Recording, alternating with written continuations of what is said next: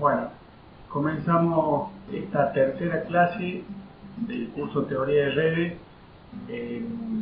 donde nos dedicamos específicamente a los contenidos que consideramos parte del teórico. Entonces, en ese marco, esta es la primera clase, esta es la primera parte de la clase 3.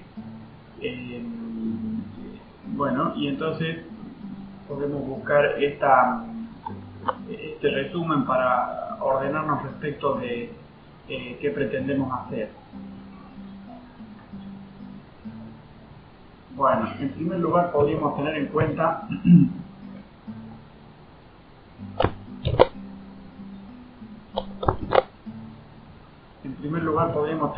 entonces la organización que hemos previsto para el curso. Y específicamente consiste en que a las 8 unidades del programa las vamos a seguir con el orden que se ve en la nota complementaria número 2. En ese, contexto hemos comenzado a estudiar la unidad número 4, dedicada al análisis de los circuitos cuando operan en corriente alterna. Y entonces nos concentraríamos en esta parte del curso en los temas que están listados en la nota complementaria número 33, de acuerdo a la versión 24 de este documento de notas complementarias, que es el que corresponde a este año. Bien. A partir de eso, resulta que podríamos hacer un resumen de lo que habíamos visto en la clase anterior, y básicamente habíamos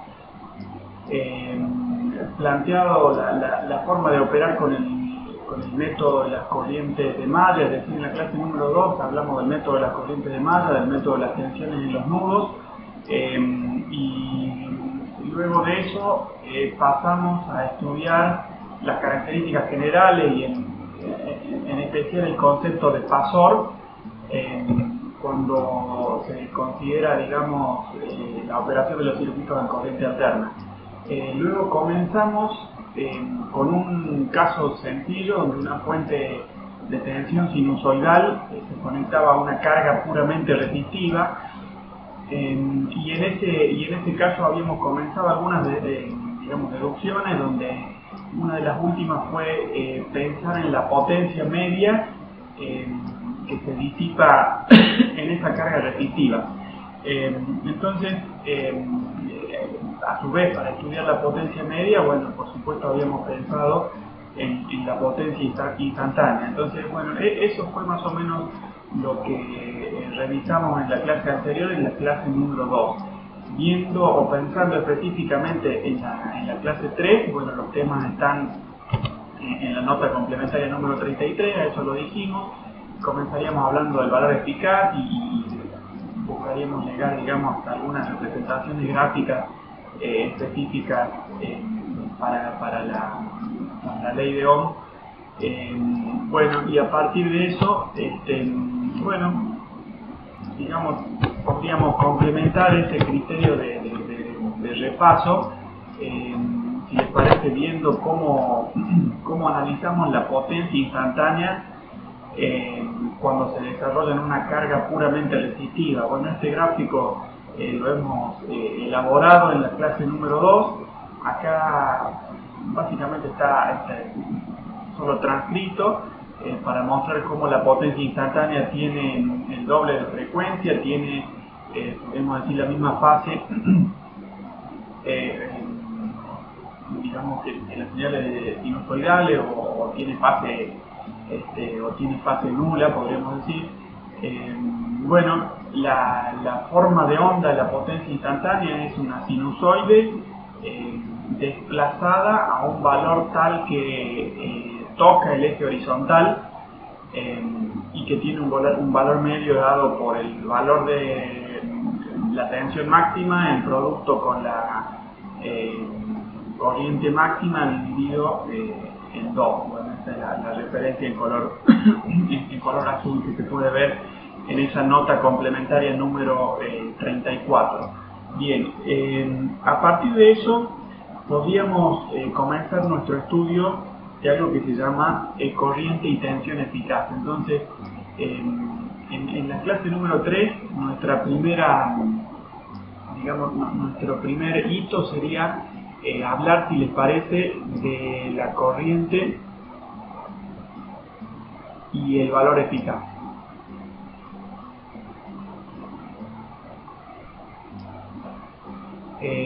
Entonces, bueno, entonces el resumen de este análisis lo encontramos directamente en la nota complementaria número 35. Entonces a eso nos vamos a referir. Bien, entonces en la nota complementaria número 35 encontramos 3 pasos que tienden a analizar la línea de pensamiento, digamos, que finalmente nos ayuda a definir la corriente eficaz. Bueno, entonces eso está planteado por medio de algo así como 3 pasos que son los que están indicados acá. Entonces nosotros ya conocemos la definición del valor medio de una señal, digamos, de variación instantánea. Bueno, rápidamente podemos hacer, digamos, una comparación, o incluso podríamos hacer una especie de inscripción a modo digamos, de ayuda menor. Bueno, entonces podríamos escribir como una especie de, digamos, de referencia que al valor eficaz de una señal cualquiera, por ejemplo, podría ser la de la potencia instantánea, bueno, lo podemos relacionar con una integral. Entonces, hablando de la potencia media respecto de la potencia instantánea, nosotros escribimos en otro momento cómo nos servía hablar de una integral definida que se evaluaba, bueno, que se consideraba o se desarrollaba entre A y el periodo sumado con A, bueno, de la potencia instantánea integrada respecto del tiempo. Entonces, ese era el valor medio de la potencia instantánea. Bueno, de cualquier forma habíamos aclarado cómo, digamos, para simplificar la descripción matemática nos convenía hablar directamente de que A se evaluara en 0 de acuerdo a esta notación. Bien, entonces, teniendo en cuenta esta definición y teniendo en cuenta la ley de Ohm, bueno, ahora tenemos este conjunto de ecuaciones que vemos dentro de lo que consideramos como primer paso. Entonces, la potencia instantánea, en lugar de escribirla como el producto de una tensión por una corriente, directamente la definimos en relación con la ley de Ohm como una corriente al cuadrado multiplicada por la resistencia. Bien, y en función de eso es importante ver que en esta ecuación lo que definimos es la potencia media que acabamos de analizar por medio de aquella integral que les escribí hace unos minutos, y no obstante ahora el modelo que escribimos para la potencia instantánea, bueno, evidentemente es el que acabamos de desarrollar, digamos. Entonces, como valor de potencia instantánea, entonces reemplazamos con esa expresión R por I al cuadrado. Bueno, luego a partir de eso, bueno, el concepto es que podemos tener en cuenta, bueno, en primer lugar que aparecen, digamos, aparece la constante R, o sea, la resistencia se supone que es constante y por lo tanto se reordena mejor esta integral que vemos en la nota complementaria. El segundo paso es, digamos, un paso estrictamente conceptual, se podría decir, donde hacemos una comparación. Lo que sabemos entonces en base a las ecuaciones que ya están escritas para el primer paso y en base a lo que estudiamos específicamente en la clase número 2, lo que sabemos es que la señal de tensión o de corriente, aunque son variantes en el tiempo, producen un efecto promedio que es la potencia media disipada en la carga puramente resistiva. Entonces, lo que tomamos como segundo paso es comparar cómo ese experimento donde existía una fuente sinusoidal se podría hacer corresponder con un experimento donde la fuente sea de tensión continua, entonces, o de corriente continua, por supuesto. Bueno, entonces la idea es que con la señal, supongamos, de corriente I de T, hemos conseguido una cierta disipación de potencia P sub M.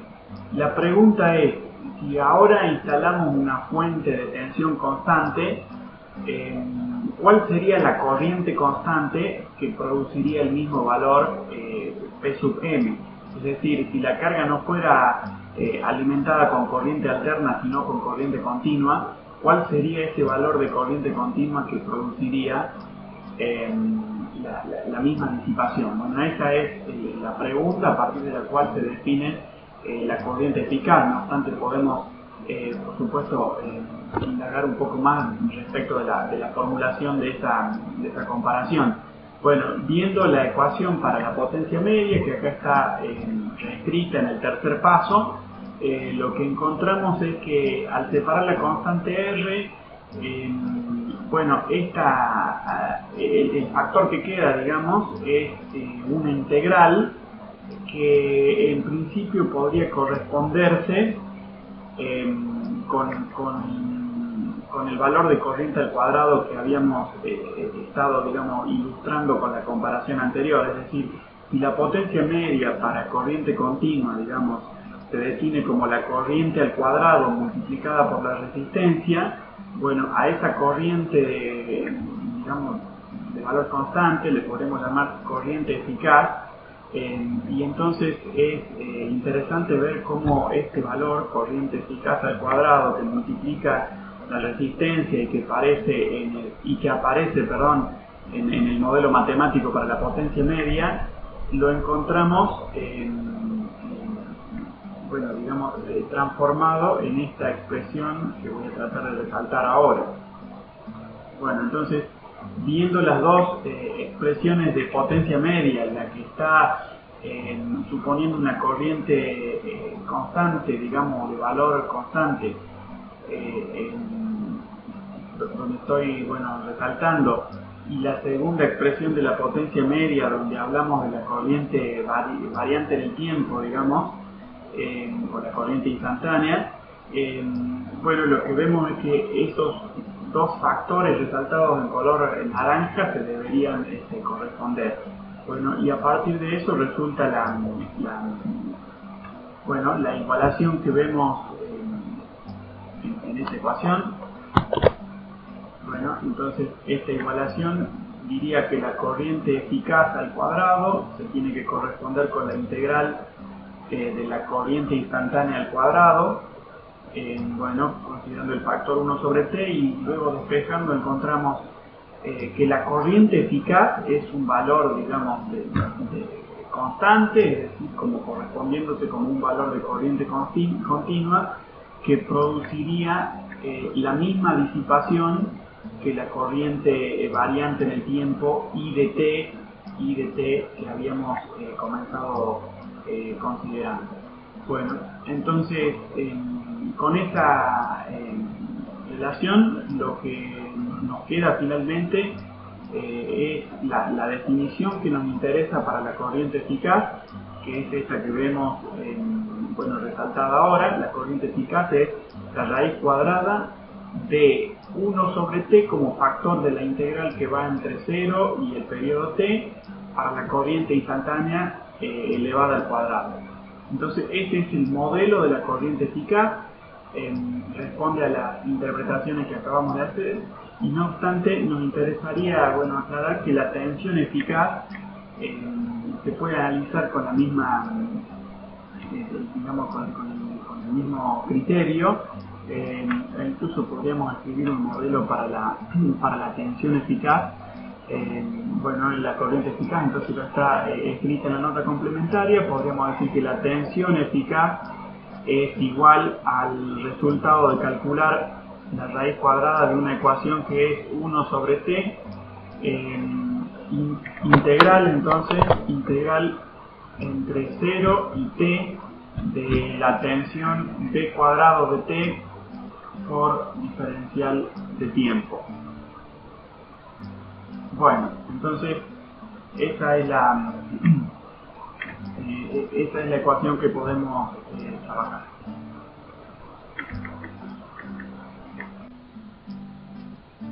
Bien, entonces ahora que tenemos definida la corriente eficaz y el valor eficaz, bueno, convendría aclarar que estas definiciones son válidas para cualquier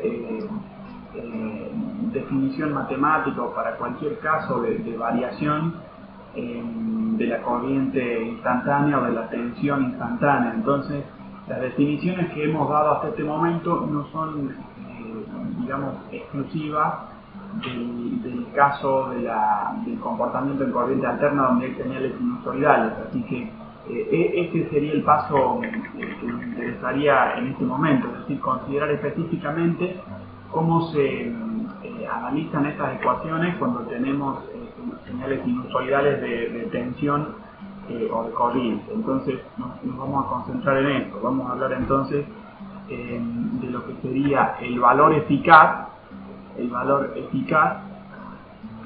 cuando encontramos señales sinusoidales.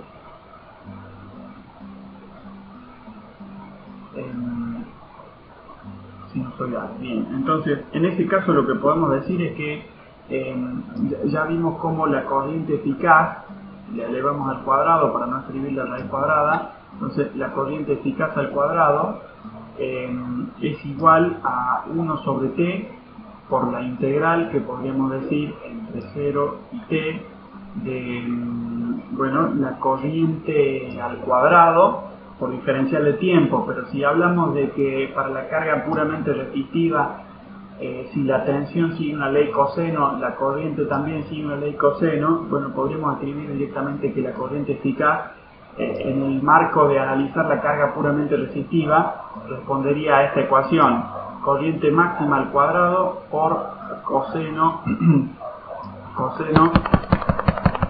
al cuadrado de omega por t. Bueno, por diferencial de tiempo. Bien, conocemos entonces que el coseno al cuadrado tiene una identidad trigonométrica de 1 más coseno de 2 veces el ángulo dividido en 2. Entonces con eso podemos decir que en función de una identidad trigonométrica que todos conocemos o podemos encontrar fácilmente, podemos decir que a esta ecuación la reescribimos entonces como corriente máxima al cuadrado dividido en t. Dividido en t, a la integral la escribimos entonces una vez más entre 0 y t, excepto que ahora escribiríamos 1 más coseno de 2 por omega por t dividido en 2. Esta es la identidad trigonométrica que le referenciaba, bueno, multiplicado por el diferencial, digamos. Y en función de esto directamente nos queda que la corriente eficaz al cuadrado, fíjense que sería corriente máxima al cuadrado dividido en 2 por t, con una integral. El primer término del integrando que veíamos en la ecuación anterior o en el modelo anterior, digamos, concretamente el primer término de esta suma, entonces nos daría una integral que es t.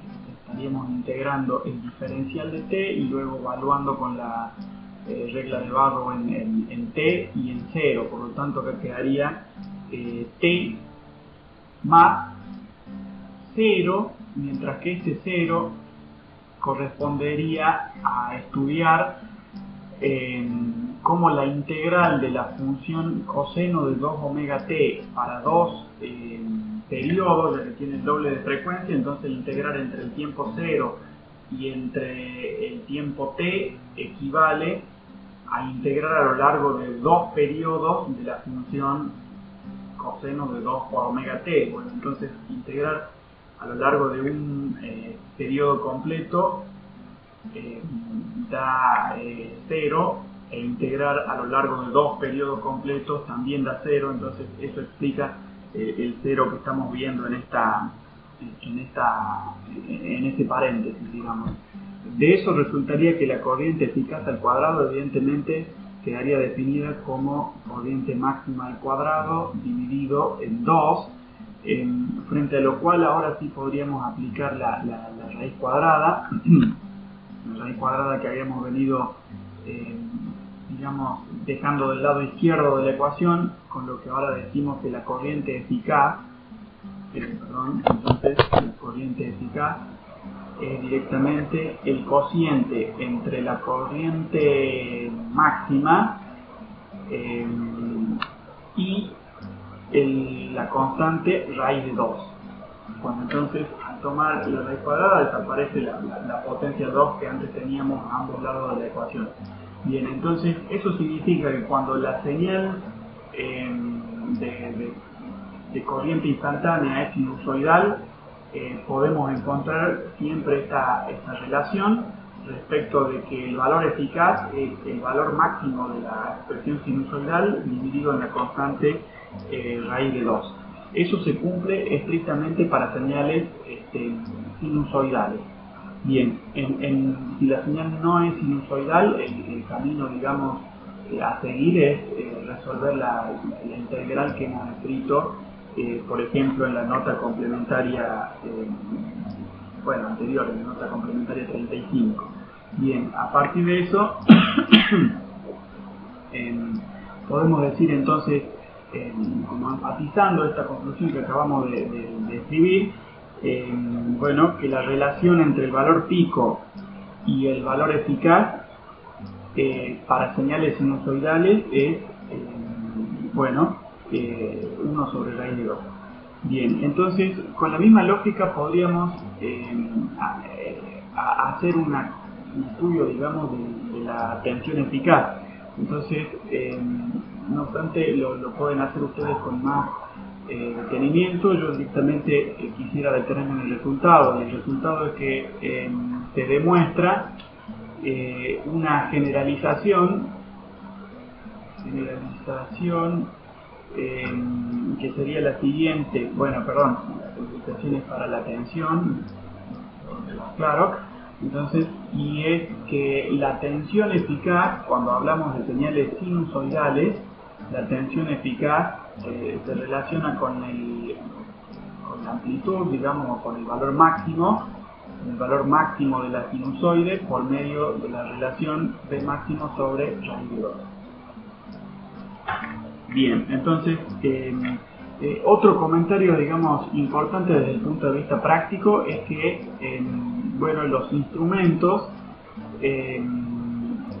en general miden los valores eficaces. Entonces, los instrumentos miden, lo voy a escribir, valores eficaces,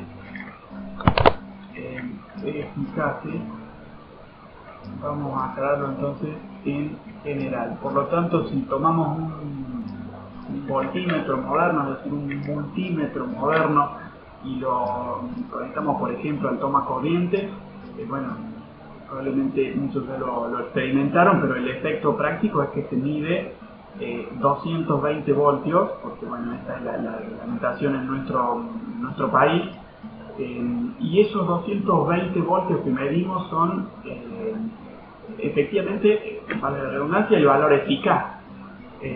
Por lo tanto, podemos chequear, por ejemplo, con un voltímetro, por supuesto, haciendo la adaptación que corresponde para no dañarlo, pero podríamos chequear cómo la tensión máxima que se desarrolla instantáneamente en la señal de tensión sinusoidal que tenemos en el toma corriente llega efectivamente a un valor que sería, bueno, 220, lo escribo como una nota al margen,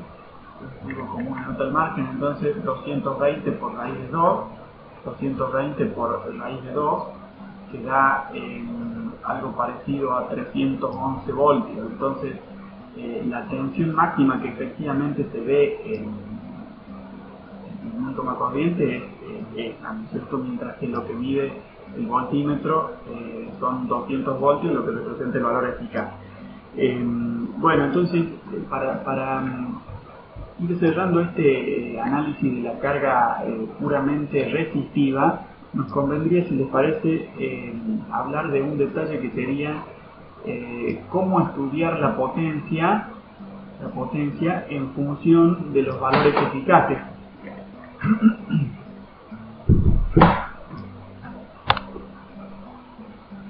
Bien, entonces la potencia en relación con los valores eficaces las podemos modelar de esta manera. Bueno, se verifica, digamos, de una forma relativamente sencilla, que la potencia media es el producto de la tensión eficaz por la corriente eficaz. Bueno, por medio de estas expresiones donde aparece el factor raíz de 2 que acabamos de escribir, bueno, esa comparación se hace relativamente sencilla, como les decía. Bueno, entonces la potencia media se verifica que es el producto de la tensión eficaz por la corriente eficaz. De esta forma directamente aparece esa división por 2 que antes habíamos visto y que, bueno, resultaba tal vez, si se quiere, antiintuitiva. Bueno, en esta metodología de pensar en los valores eficaces, bueno, efectivamente se elimina, y con la misma lógica que hemos seguido en otro momento, podemos decir que la potencia media resulta definida también por el cociente de la tensión eficaz al cuadrado dividido en la resistencia, o resulta definida también la potencia media al operar en corriente alterna como la corriente eficaz al cuadrado como factor de la resistencia, es decir, multiplicado por la resistencia.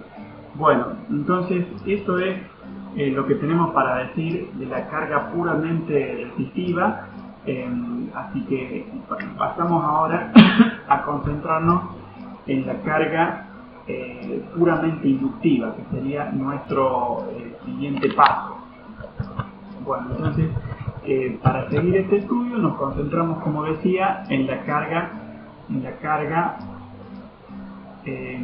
puramente, vamos a escribirlo así, carga puramente inductiva, es decir, una carga, también podemos decirle carga inductiva ideal, como haciendo referencia que no tiene resistencia o pronto capacidades tal vez parásitas o de otro tipo.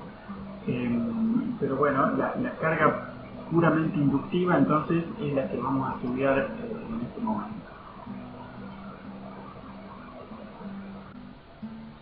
Bien, para hacer esta evaluación, el experimento que tenemos en cuenta podría ser uno donde tenemos, bueno, la fuente sinusoidal conectada a una carga que es directamente una bobina.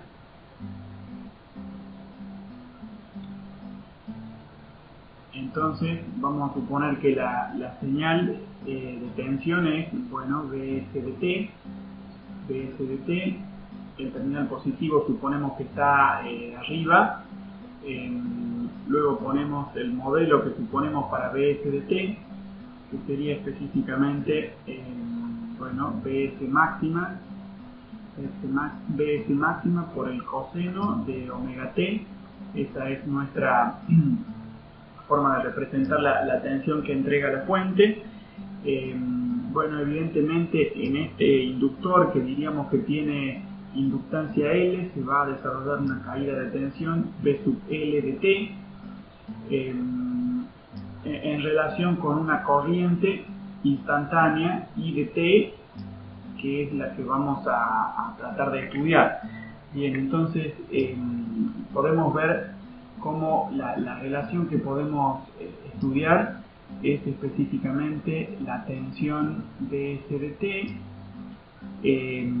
correspondida de acuerdo a la ley de Kirchhoff de las tensiones con el modelo para la caída de tensión en el inductor. Entonces Bs de T es igual a la caída de tensión o a la diferencia de potencial medida sobre el bobinado, y lo podríamos modelar directamente como L por la derivada de la corriente I de T respecto del tiempo. Bien, respecto del tiempo, y a partir de eso podemos decir bueno, que directamente decimos que la corriente instantánea la podemos digamos despejar o determinar en función de los modelos anteriores en relación con esta ecuación. Podríamos decir que esta pasa a ser 1 sobre L con una integral que se desarrollaría entre un cierto valor t sub 0 y un cierto valor t de la tensión instantánea, podría ser Bs de t, perdón, vamos a poner así, vamos a poner Bs de tau por diferencial de tau para tener, digamos, esa cierta bueno, claridad en nuestra definición. Bueno, vamos a aclarar que por su parte esperaríamos que tau se elige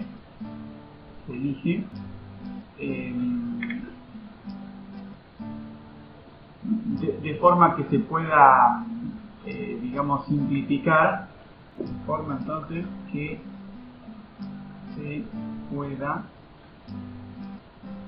simplificar, vamos a escribir entonces simplificar evaluación.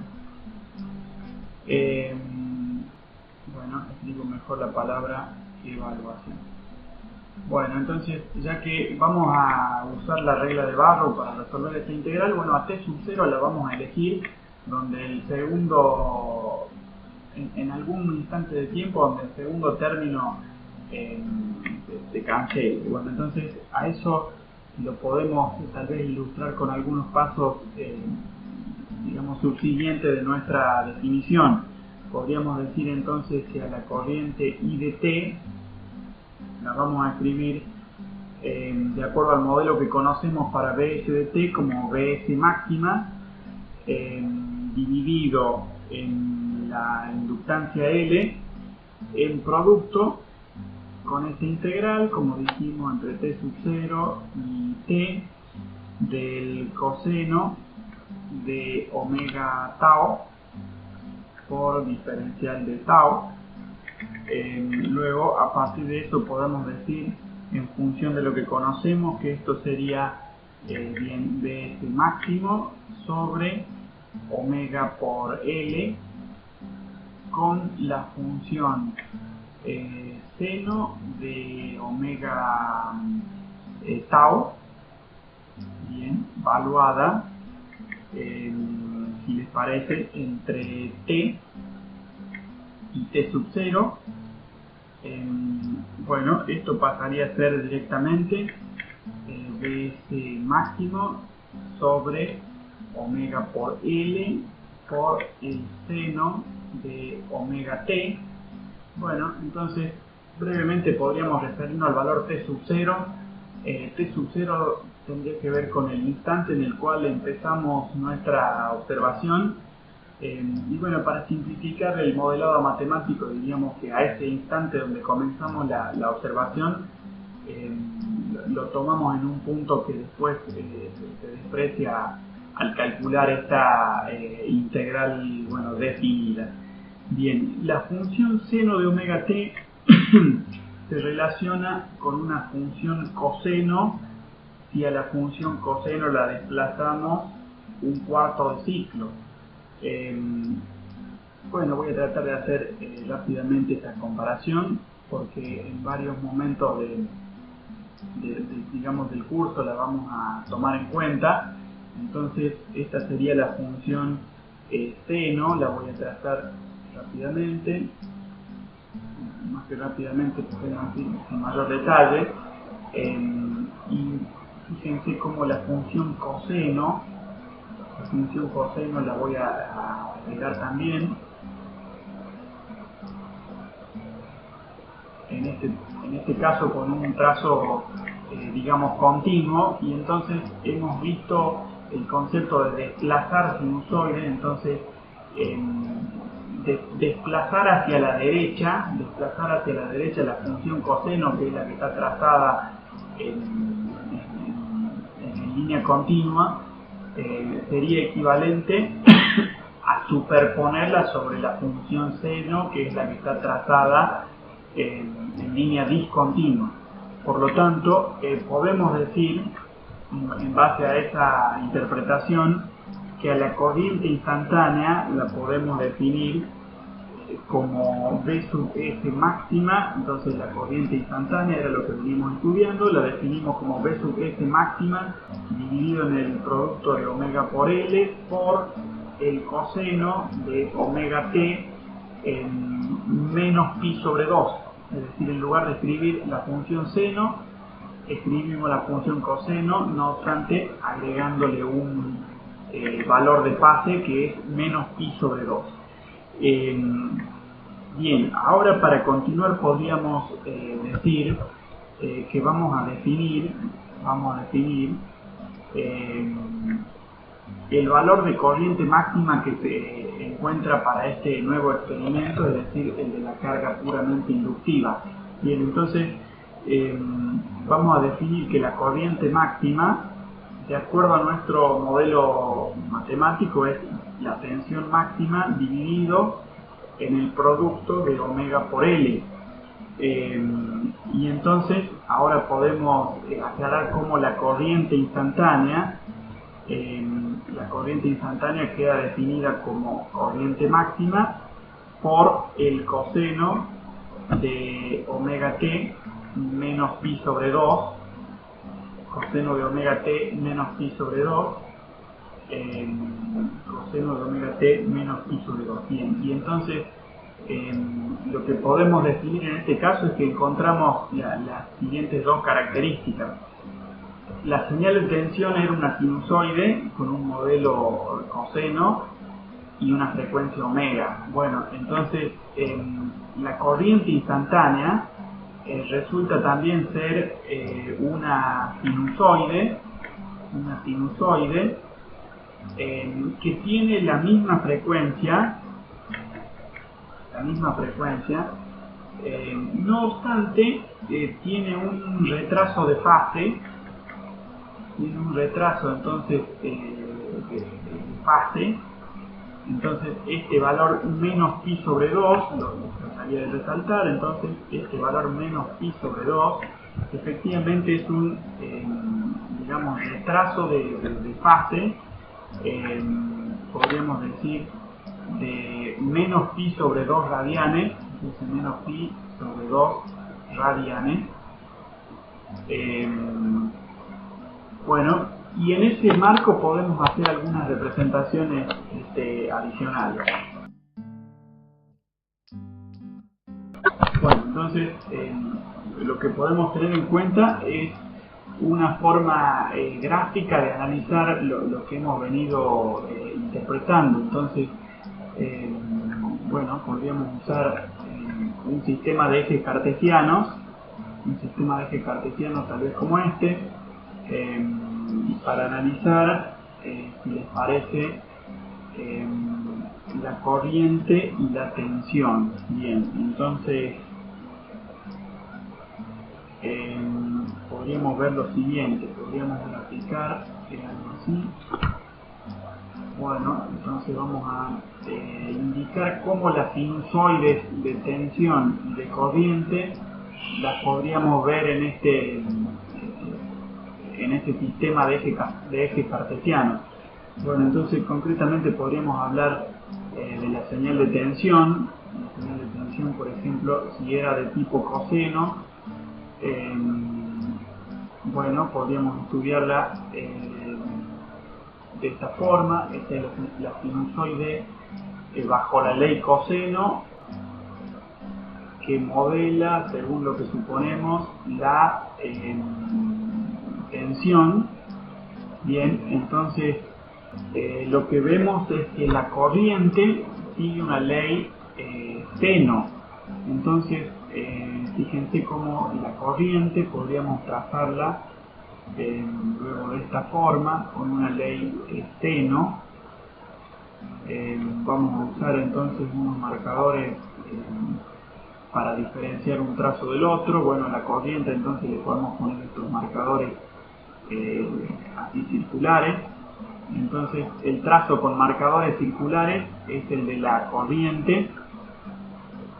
Esta es la corriente I de T, mientras que en la línea discontinua que habíamos trazado al comienzo pondríamos la tensión sobre los terminales del inductor, que es lo mismo que la tensión digamos de la fuente.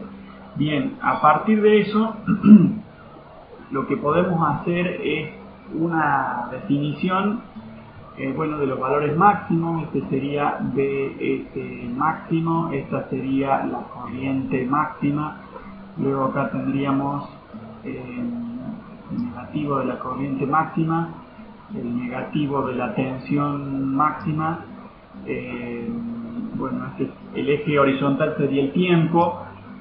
Por acá estaría el semiperiodo, digamos. Este sería el periodo T. Bueno, y ya tenemos herramientas que hemos definido en la clase número 2 respecto de llevar esta representación al plano de los números complejos. Así que podríamos hacer específicamente una representación en el plano de los números complejos, donde, bueno, repetiríamos que en la parte, en el eje horizontal, digamos, en el eje de abscisas, tomaríamos la parte real, mientras que en el eje de ordenadas tomaríamos la parte imaginaria. Esto sería el origen, la intersección. Y podemos decir entonces que el fasor de tensión, si estaba dado por la ley coseno que habíamos estudiado al comienzo, entonces este fasor tendría una fase nula y tendría, por eso, digamos, un trazo perfectamente horizontal, mientras que se encontraría un módulo BS máximo para este fasor. Luego voy a usar otro color para, digamos, para graficar cuál sería nuestra representación gráfica del fasor de corriente. Y entonces se encuentra que este fasor, de acuerdo a la ley coseno con un retraso de fase de pi sobre 2 radianes, se trazaría entonces perfectamente hacia abajo, digamos, es decir, vertical y apuntando hacia abajo. Estos son los menos pi sobre 2 radianes que hemos referenciado antes. Así que el fasor tiene una orientación, digamos, bueno, vertical y apunta hacia abajo, un módulo I máximo, de acuerdo a la definición que ya hemos hecho para la corriente máxima. Bien, y entonces ahora podemos ver cómo en este caso la corriente máxima sí depende de la frecuencia. La corriente máxima sí depende de la frecuencia, es decir, si repasamos nuestro modelo para la corriente máxima, algo que habíamos puesto en esta ecuación, entonces la corriente máxima sí depende de la frecuencia a la cual opera el circuito, mientras que en la carga puramente resistiva veíamos que la corriente máxima era independiente de la frecuencia. Bien, entonces seguimos, digamos, nuestro análisis. No obstante, para seguir podríamos hacer un par de digamos, lo que me interesa mostrarles es cómo a esta interpretación la podemos llevar específicamente al plano de los números complejos. Si bien acá hicimos un gráfico en el plano de los números complejos, bueno, podemos llevarlo de una manera más analítica a ese plano, a nuestro problema. Y para hacer eso, entonces, me parece que podríamos tomar como primer paso la definición de una cantidad que se llama reactancia inductiva. Entonces, vamos a hablar de la reactancia inductiva en este marco.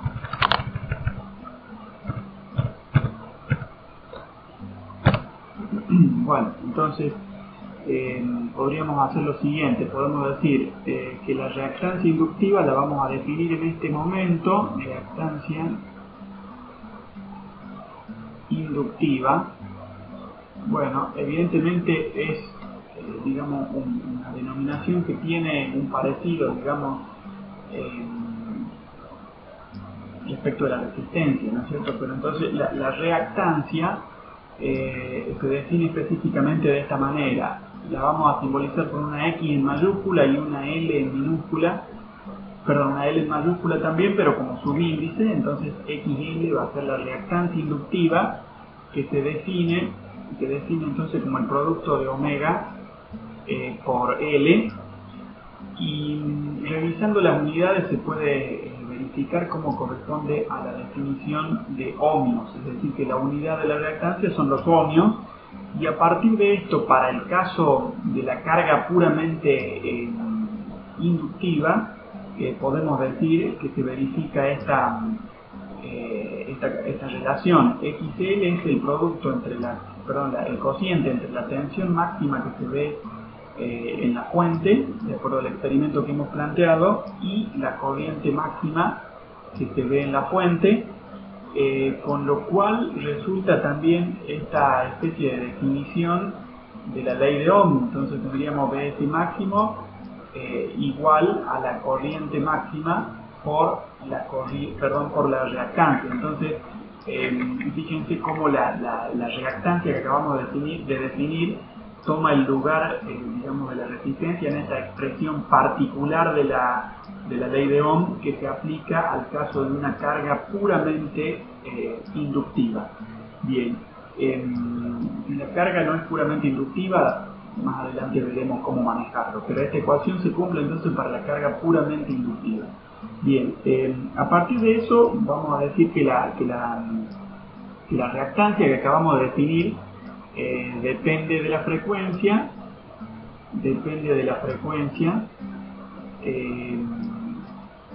con lo cual podríamos hacer una representación gráfica también de esa condición. Vamos a decir que en este sistema de ejes cartesianos analizamos la reactancia X sub L en función de la frecuencia, o lo que sería equivalente en función de la pulsación omega. Bien, y entonces lo que vemos es que la representación es lineal. Entonces encontraríamos que esta es la ley de variación de la reactancia en función de la frecuencia. Bien, para continuar hacia el objetivo de modelar de una manera analítica esta representación fasorial, podemos hacer algunas definiciones nuevas. Vamos a hablar de la tensión sinusoidal instantánea, pero no definida en el dominio de los números reales, como habíamos hecho antes, sino definida en el dominio de los números complejos. Entonces por eso voy a agregar este tilde por debajo, digamos, de la notación que estoy usando. Entonces esta es la señal instantánea de tensión, pero definida en el dominio de los números complejos. A partir de eso podemos hacer la igualación con Bs máxima, digamos, afectada por el factor E a la J omega t. Entonces habíamos dicho que si a la señal sinusoidal expresada en el dominio de los números reales le agregábamos esta componente imaginaria para llevarla al dominio de los números complejos, se facilitaban algunas manipulaciones, como por ejemplo las que tienen que ver con los fasores. Entonces vamos a ver cómo en este contexto podríamos decir una vez más que la corriente instantánea analizada en el dominio de los números complejos sería Bs máxima dividido en la inductancia L por una integral que se evaluaría entre t sub 0 y t de la señal bs de t, sería bs de tau, lo que nos conviene tener en cuenta por un diferencial de tau. Bueno, esta integral pasaría a ser bs máximo dividido en j, a ver cómo escribimos. En lugar de bs de tau podríamos referirnos a la expresión que tenemos. Entonces esto sería, con esto un poco, entonces esto sería integral entre t sub 0 y t de e a la j omega tau por diferencial de tau, frente a lo cual ahora podemos decir que la corriente instantánea en el dominio de los números complejos la escribimos como bs máximo dividido en j omega l por directamente e a la j omega t. Bien, entonces una vez más les repito que el valor t sub 0 lo elegimos de manera que se pueda simplificar al hacer el cálculo de la integral definida. Bien, y a partir de esto conocemos el mecanismo de que solemos llamarle racionalización del denominador, que consiste básicamente en multiplicar por j el numerador y el denominador. Multiplicamos entonces por j el numerador y el denominador, y de esa forma nos quedaría esta expresión: menos j por bs máximo dividido en omega l por e a la j omega t. Esta es nuestra nueva forma de representar la corriente instantánea en el dominio del número complejo. Entonces resalto cuál es la variable que estamos estudiando. Bien, y a partir de eso, fíjense que en realidad lo que nos serviría analizar es que la variable menos j, o la variable j en realidad, la variable entonces menos j la podemos escribir por medio de una expresión como la siguiente.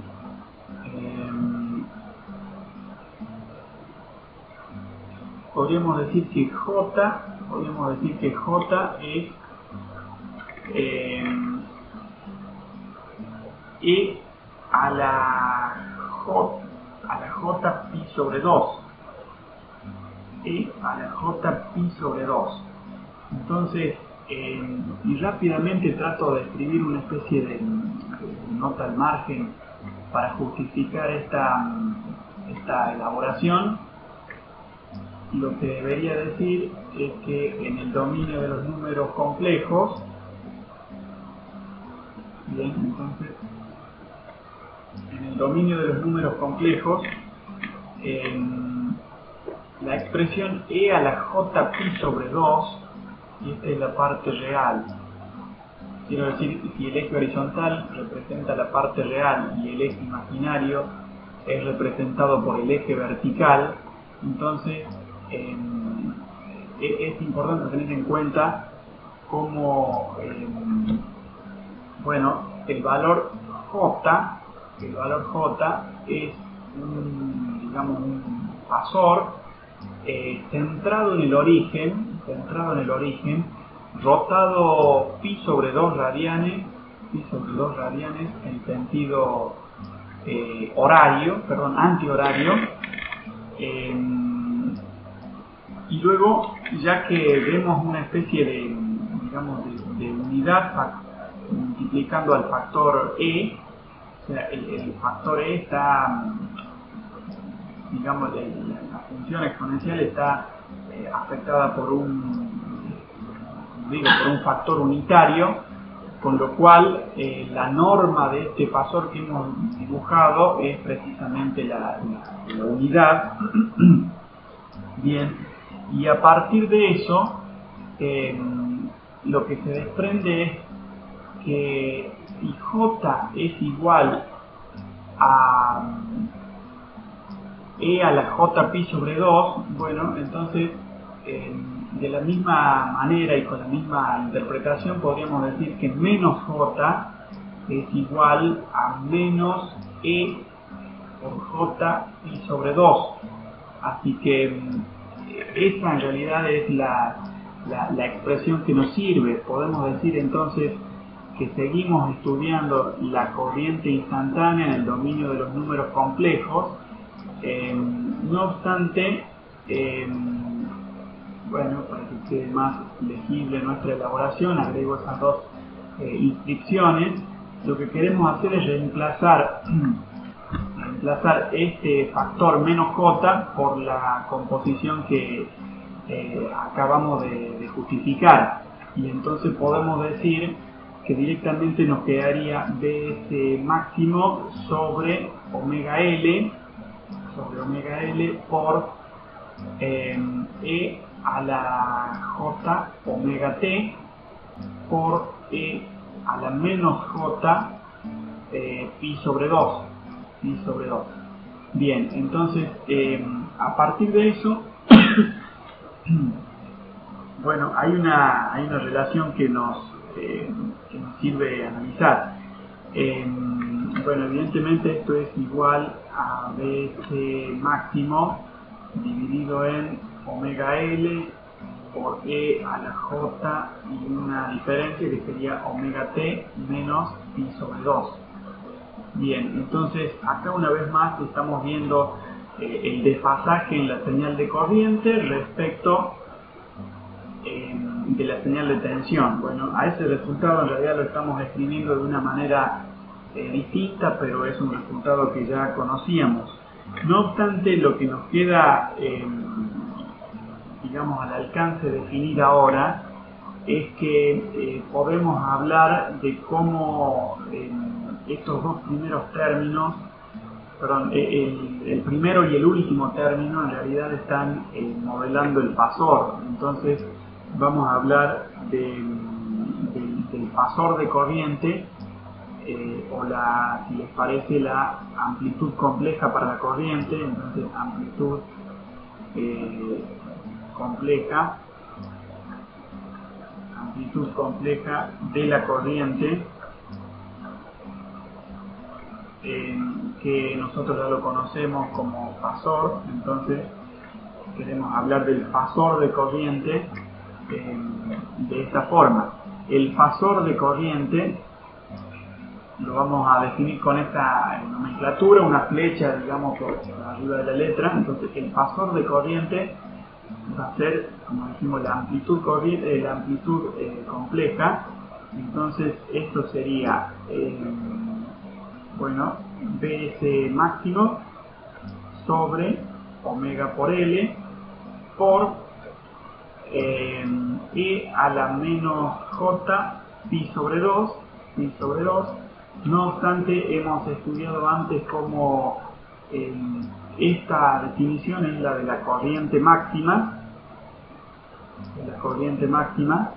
con lo cual podemos decir ahora que el fasor de corriente es la corriente máxima multiplicada por el factor E a la menos J pi sobre 2. Entonces aquí vemos una vez más cómo ese fasor que habíamos graficado antes es específicamente uno que tiene módulo pi máxima y tiene un ángulo menos pi sobre 2. En función de esto, bueno, por supuesto queda la igualdad o la relación con la corriente instantánea definida en el dominio de los números complejos, la cual sería, bueno, el fasor de corriente multiplicado por E a la J omega T, que se relaciona con la ecuación que habíamos visto antes, donde están presentes todos los factores que hemos ido estudiando de a uno en este momento. Si seguimos pensando entonces en la potencia, si seguimos pensando en la carga puramente inductiva, vamos a considerar ahora la potencia instantánea. Entonces vamos a estudiar la potencia instantánea en estos minutos. La potencia instantánea en el marco de una carga puramente inductiva la podemos analizar de esta forma. Bueno, como siempre, esa potencia instantánea es el producto de la tensión por la corriente. Entonces esa ley resulta general, y no obstante ya hemos visto cómo la potencia es el producto de la tensión por la corriente, creo que lo dije de esa forma. Entonces la tensión y la corriente tienen modelos de forma que podemos hacer este reemplazo: tensión máxima por corriente máxima por el coseno de omega t. Este modelo, este factor tiene en cuenta la tensión, y para tener en cuenta la corriente, acuérdense que si bien hablamos de este desfasaje, también hemos referenciado que el producto de coseno por seno,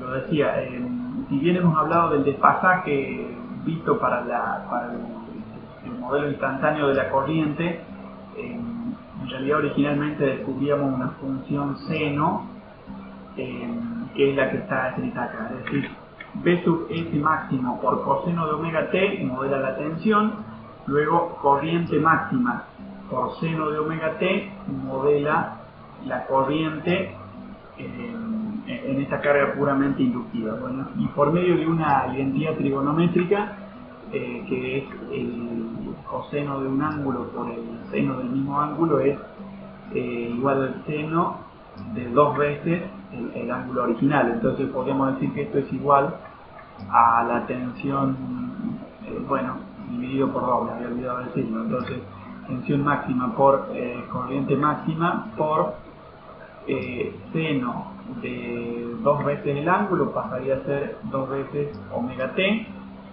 dividido en 2. Bueno, este 2 lo vamos a escribir acá, de forma que así tenemos nuestro modelo de la potencia instantánea, en una carga puramente inductiva. De lo que vemos acá, podríamos estudiar, si les parece, la potencia media.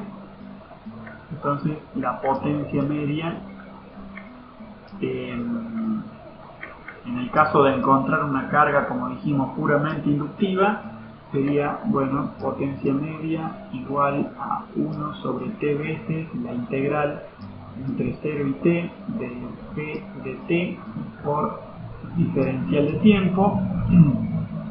Bueno, esto pasaría a ser ds máximo por corriente máxima sobre 2 por la integral entre 0 y t de la función seno de 2 omega t por diferencial de tiempo. Entonces, integrar una sinusoide para un periodo completo resulta en 0, y por lo tanto integrar una sinusoide para 2 periodos completos también da 0, con lo cual definimos que la potencia media, es decir, la potencia que se disipa en una carga puramente inductiva, es nula. Con eso podemos decir, enfatizar ese resultado respecto de que no se disipa potencia en esta carga puramente inductiva. Y a su vez podríamos aclarar que esa energía que se relaciona con la fuente y con la existencia de una corriente, digamos, resulta en que solo se almacena energía, entonces cierta energía de manera temporal. Bien, así que ahora podemos decir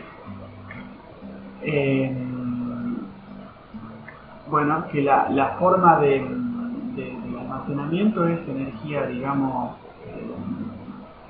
energía directamente electromagnética. Entonces, digo claro, electromagnética, o intento hacer eso. Bueno, entonces solo se almacena energía temporalmente como energía electromagnética. Bien, entonces podríamos volver un segundo a la representación gráfica que tenemos para la potencia instantánea. Bien, entonces al estudiar esta potencia instantánea habíamos visto cómo bueno, tiene un valor medio nulo, entonces podríamos agregar ese detalle en el gráfico que ya tenemos. Si les parece, de esta manera podríamos poner, bueno, no sé, vamos a suponer un módulo, digamos,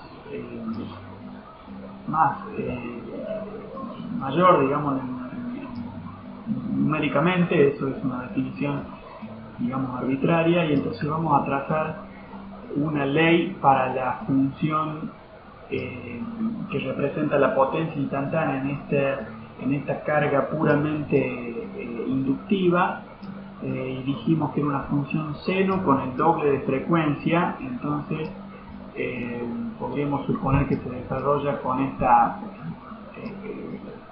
este trazo. Vamos a usar, bueno, un color distinto para digamos, diferenciarlo de los otros análisis. Bueno, sería algo así. Bien, entonces la potencia instantánea es lo que estamos graficando. Esta es la potencia instantánea, que responde a todas las elaboraciones y conclusiones que hemos venido estudiando, y entonces la vamos a simbolizar con P de T. Entre esas elaboraciones es que el valor medio es nulo. Bueno, y efectivamente esta sinusoide está, quiero decir, se encuentra centrada respecto del eje horizontal. Nos quedaría un último paso al estudiar la carga puramente inductiva. Ese paso podría ser, bueno, estudiar la energía almacenada, pero como vemos que no se disipa energía, me faltó hacer un recordatorio respecto de que por esa característica de que no se disipa, digamos, potencia en la carga puramente inductiva, se dice que es un elemento reactivo, o sea, no es un elemento resistivo, es decir, que se disipe potencia, sino que es un elemento reactivo. Entonces, el inductor es un elemento reactivo, y entonces podemos definir en general lo que es un elemento reactivo como aquel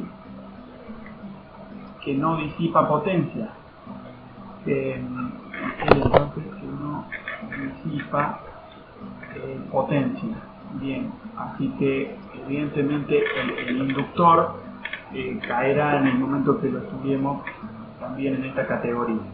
Bien, entonces, como no disipa potencia, lo que sí podemos ver es cómo reacciona. Por esa razón se llama reactivo. Entonces, cómo reacciona en parte queda determinado al estudiar cuánta energía se almacena. Entonces, la energía almacenada en este inductor la podemos estudiar por medio de una variable que podríamos llamarle, si les parece, WL en mayúscula, la L en mayúscula también, referenciando al inductor. y a esa energía almacenada la tendríamos que ver en un semiciclo de la sinusoide de potencia instantánea. Entonces ustedes pueden revisar con detalle que la integral de P de t respecto del tiempo, pero tomándola como integral definida entre 0 y t sobre 4, siempre en relación con las gráficas, por ejemplo, que acabamos de hacer para la potencia instantánea, bueno, tiende a decir cuánta área hay bajo la curva de la sinusoide para el primer semiciclo, pero como P de t tiene el doble de frecuencia respecto a la tensión, bueno, el primer semiciclo se desarrolla directamente entre 0 y t sobre 4. Bueno, entonces vamos a seguir con esta integral. Decimos que es integral entre 0 y t sobre 4 de una expresión que podemos desarrollar ahora como Bs máxima por corriente máxima sobre 2 multiplicada por el seno de 2 omega t por diferencial de tiempo. Bueno, esto sería igual a Bs máximo por corriente máxima sobre 2 por 2 omega. Si tratamos de hacer, bueno, lo recíproco de la regla de la cadena como para digamos manipular esta integral, y entonces nos quedaría la función menos coseno de 2 omega menos coseno de 2 omega valuado entre 0 y t sobre 4. Bien, entonces esto podemos chequear cómo sería. Bueno, de este máximo por corriente máxima sobre 4 por omega, 4 por omega. El coseno de t sobre 4, perdón, el coseno de 2 por t sobre 4 es como decir el coseno de t sobre 2. El coseno de t sobre 2 es menos 1. Y con este signo negativo que estoy tratando de indicar con el cursor, entonces con este signo negativo quedaría un 1 positivo. Luego tendríamos que el coseno de 0 es 1. Bien, el coseno de 0 entonces es, no sé si lo dije claro, el coseno de 0 es 1 con el signo menos de la regla de Barrow y el signo menos que estoy tratando con el cursor, bueno, se volvería positivo. Bien, entonces ahora podemos escribir como la energía almacenada, digamos W sub L es Bs máximo por corriente máximo sobre 2 por W, donde W minúscula es la frecuencia o la pulsación angular, mejor dicho. Bien, luego si conocemos esa expresión Bs máxima igual a corriente máxima por la reactancia que habíamos dicho que se cumplía para la carga puramente inductiva, la reactancia en realidad sería omega por L. Así que a esta expresión la vamos a usar para modelar una vez más W sub L, la energía almacenada en el inductor, y entonces reemplazaríamos B sub S por esta expresión I máxima por omega L, de forma que nos quedaría la corriente máxima al cuadrado por omega por L dividido en 2 por omega, frente a lo cual ahora sí podríamos simplificar omega y nos quedaría, bueno, un medio de la corriente máxima al cuadrado por L, que es una expresión, digamos, usual para la energía almacenada en el inductor, es usual, digamos, respecto de lo que se presenta típicamente en los cursos de física. Y a su vez, como conocemos el concepto y la representación matemática de la corriente eficaz para circuitos que operan en régimen sinusoidal, podemos decir que esta ecuación es corriente eficaz al cuadrado por L.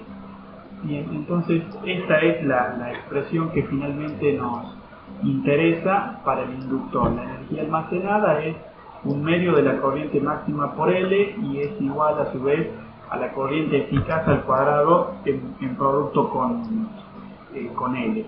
Bueno, entonces aquí dejamos esta parte 1 de la clase número 3, teniendo en cuenta el teórico, y seguimos en otra sesión.